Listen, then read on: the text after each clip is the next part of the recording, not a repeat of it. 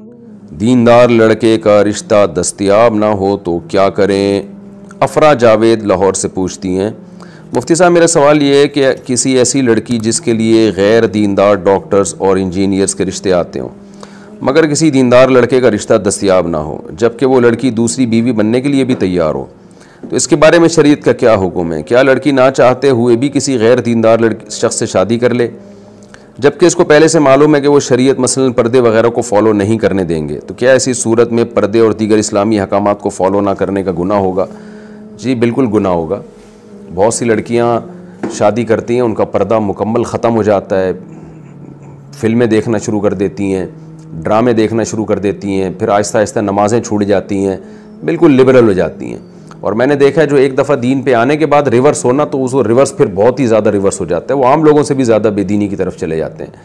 तो ख़वातीन को कभी भी ऐसे बेदीन का रिश्ता कबूल नहीं करना चाहिए जो आपसे पर्दा हटवा दे।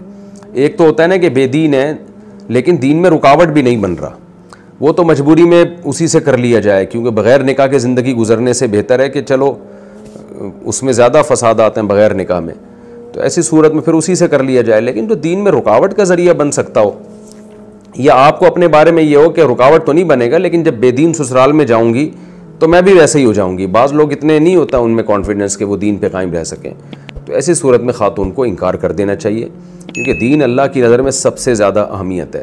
अल्लाह ने 1,24,000 पैगम्बर शादियाँ कराने के लिए नहीं भेजे, दीन पे चलने के लिए भेजे।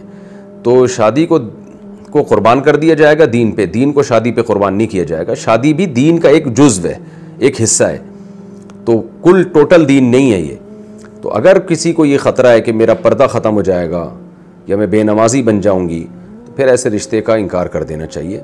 और दूसरी बीवी किसी की बन जाना दीनदार की किसी बेदीन की इकलौती बीवी बनने से बेहतर है। लेकिन यहाँ ये खूब अच्छी तरह समझ लें कि दीनदार की डेफिनेशन क्या है। बहुत सी ख़वातीन क्या करती हैं, एक शख्स का रिश्ता आ रहा है जो दीनदार नहीं है लेकिन ख़ानदानी है, वो आपके पर्दे में रुकावट नहीं डालेगा, आपको नमाज से नहीं रोकेगा, बल्कि उसकी भी उम्मीद है कि शायद दीनदार बन जाए बाद में। उसके मुकाबले में एक बाज़ दफ़ा दाढ़ी टोपी वाले का रिश्ता आ जाता है, तो सिर्फ उसका गेटअप देख के खातून फैसला कर लेती हैं ये बड़ा दीनदार है। तो ये बिल्कुल ऐसा नहीं करना, सिर्फ दाढ़ी टोपी नहीं देखनी अगले की, उनके एटीट्यूड देखना है कैसा है, उनका ख़ानदान देखना है। क्योंकि मैं बार बार एक बात कहता हूँ कि दाढ़ी टोपी वाले चोर नहीं होते, लेकिन चोर लोग दाढ़ी रख लेते हैं और टोपी भी पहन लेते हैं, शलवारें भी टखनों से ऊपर कर लेते हैं और नमाजियों वाला गेटअप भी बना लेते हैं। और हमारे यहाँ बाज़ दफ़ा ख़वातीन ऐसे शख्स के रिश्ते को कबूल कर लेती हैं, देखा कि भाई ये तो मदरसे में पढ़ाता है। तो मैं फिर बता दूँ, मदरसे में पढ़ाने वाले लोग अच्छे होते हैं, लेकिन बाज़ दफ़ा बुरे लोग भी मदरसों में चले जाते हैं, मदरसे वाले को नहीं पता चल रहा होता। तो कारी लोग अच्छे ही होते हैं, लेकिन बाज़ दफ़ा बुरा आदमी कारी बन जाता है। तो सिर्फ किसी का कारी होना, मौलवी होना, आलिम होना, मुफ्ती होना ना देखें। ऐसे बहुत सारे केसेस हमारे सामने आए हैं कि कोई साहब मशहूर थे, मुफ्ती हैं, हालांकि वो मुफ्ती थे भी नहीं। मुफ्ती लगाना तो आजकल कोई भी लगा दे। किसी खातून ने उससे शादी कर ली, मुफ्ती समझ के, कारी समझ के, वो एक नंबर का फ्रॉडी निकला, उसने ज़िंदगी अजाब बना दी। तो सिर्फ एक ज़ाहरी तौर पे किसी का गेटअप देख लेना या ये देख लेना कारी का लफ्ज़ लगा हुआ है इसके साथ या मुफ्ती का लफ्ज़ लगा हुआ है, ये ठीक नहीं है। बाप बड़े बड़े लालची मुफ्ती हैं, मुफ्ती नहीं होते वो, मैंने बार बार बताया, वो ख़ुद ही अपने नाम के साथ मुफ्ती लगा लेते हैं, ख़ुद ही मशहूर हो जाते हैं, तो वो होते 2 नंबर हैं। तो इसलिए दीन का में तमाम चीज़ों को सामने रख कर फ़ैसला किया जाएगा। और दूसरी शादी में भी मैं बता दूँ, ये जो मैंने कहा कि किसी खातून को पहली वाला अच्छा ना मिल रहा हो तो किसी की दूसरी बीवी बन जाए, ये ज़्यादा बेहतर है। तो उसमें सिर्फ ये नहीं देखना कि ये दीनदार है लिहाजा मैं इसकी दूसरी बन रही हूँ, उसमें ये भी देखना है इसमें कॉन्फिडेंस कितना है, 2 बीवियों को संभाल भी सकता है कि नहीं।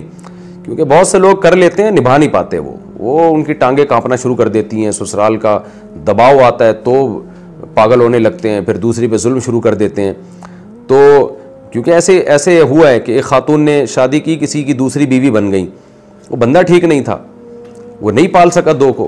तो खातून ने मुझे फ़ोन किया कि आपके बयान सुन के मैंने एक शख्स की दूसरी बीवी बनी हूँ, अब मैं पछता रही हूँ। तो मैंने कहा, मैंने ये कब कहा कि इसकी दूसरी बीवी बने या फ़लाँ की तीसरी या चौथी बने, पहले देखें तो सही है इस काबिल भी है या नहीं है। ये थोड़ी कि कोई भी दूसरी का पैगाम भेज रहा है तो आप बन जाएं, आप तो पहली भी ना बनो भाई, जब तक आपको पता ना हो कि बंदा है कौन। तो दूसरी में तो और मयार बुलंद होना चाहिए। तो ये सब चीज़ें देख कर फैसला करें, लेकिन ऐसे बेदीन को किसी कीमत पे तरजीह ना दें जहाँ जाने के बाद आपका पर्दा ख़त्म हो जाए, फिर बग़ैर निकाह के बैठ जाएं